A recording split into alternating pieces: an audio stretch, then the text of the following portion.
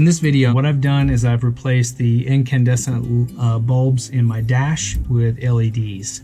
If you want to look at how to take the dash apart in order to get at some of this stuff, I'll put a link where that video is. One thing I did learn on this take apart is there's an easier way to get at the speedometer cable when you're trying to take it apart. So in order to get behind your gauges, your gauge cluster here, you're going to have to undo these 4 screws on the sides. That'll allow you to pull it apart. On the back side, you have controls for each one of these items. I think there's 4 or 5 plugs back there. The hard part is getting to the speedometer cable back behind. Once you take these screws out, you can pull this forward just a little bit. It's not much. But I pulled it forward just enough to get my hand back behind, and I was able to reach the speedometer cable and pull the little tabs off of it. If you try to go in from the top, which is what I did the very first time, it's really hard to get at the speedometer cable connections to be able to take it apart. To remove the faceplate on your climate control, I've been asked several times, do I have to take the whole dash apart? Like all of this, does it have to come off? Not really, you don't have to. Once you take this guy off that holds your cigarette lighter, then you can get at the other screws that are holding this piece in place, and you can pop this guy loose. That way you can pull him up and out. Unless you're gonna rehab these cables, you don't have to take them out, but you can get to the LED, which is right here. The plug that goes for your climate control behind the spider back here, this plug, its clip is on the bottom.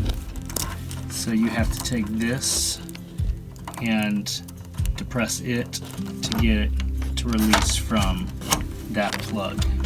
When looking at the climate control unit, after having it out, trying to determine what this light size is to replace this light, I found something really cool that you can do to clean this whole piece. I had no idea it came apart as much as it does. So if you look over on the sides, there are these little tabs. Let me see if I can do this one-handed. And there's one on the other side, but if you just release that tab, this whole face comes off.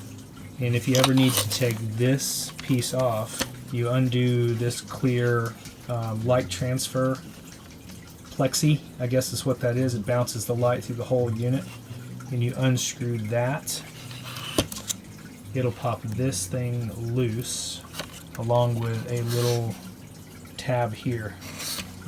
You can get in there if you've got years and years of crud, which I do, and you can clean all this up and it'll be shiny like new.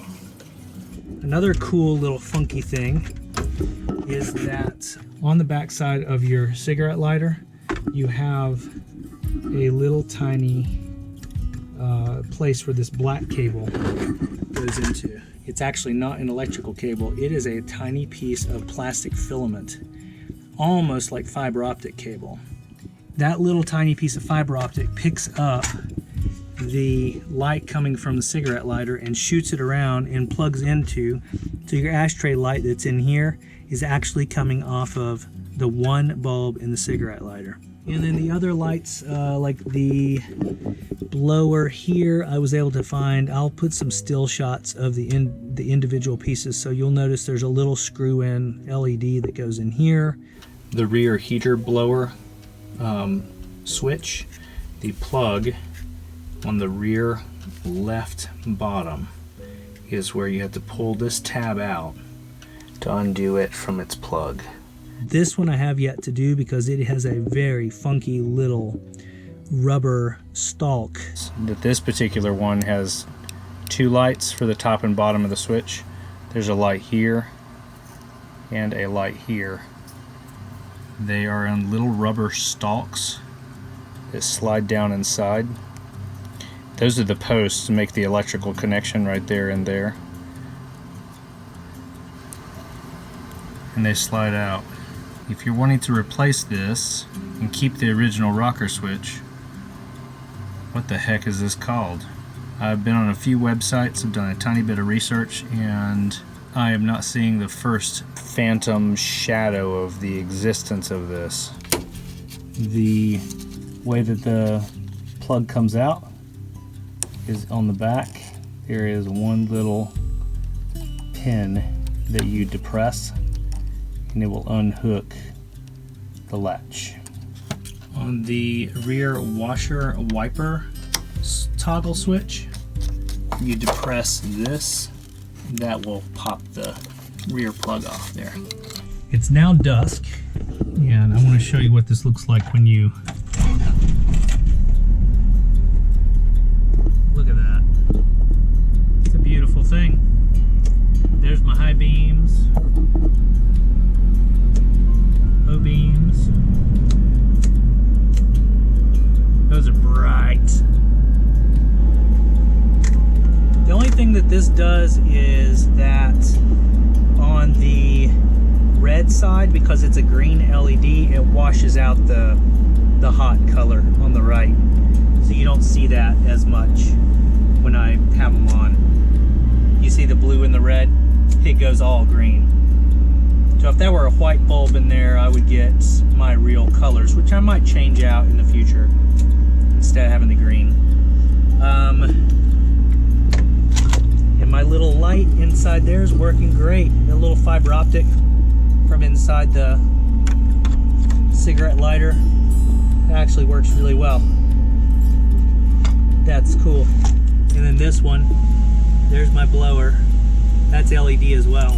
That's all the way up. And then if I turn it down, down, down, it turns off on mine. So that might be something with the rheostat itself, or they'll only dim so much. I might have a loose bulb on this side. I just saw this flicker. Yeah, I do. That might just be a loose connection, which is not a good thing. I don't like that. Yeah. So there you have it. LEDs, baby.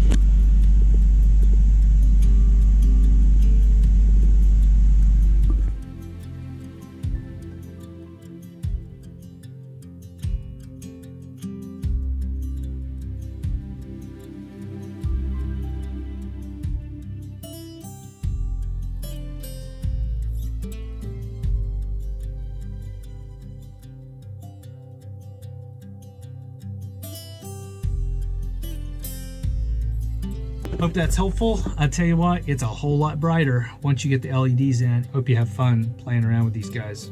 I'll see you on the next one.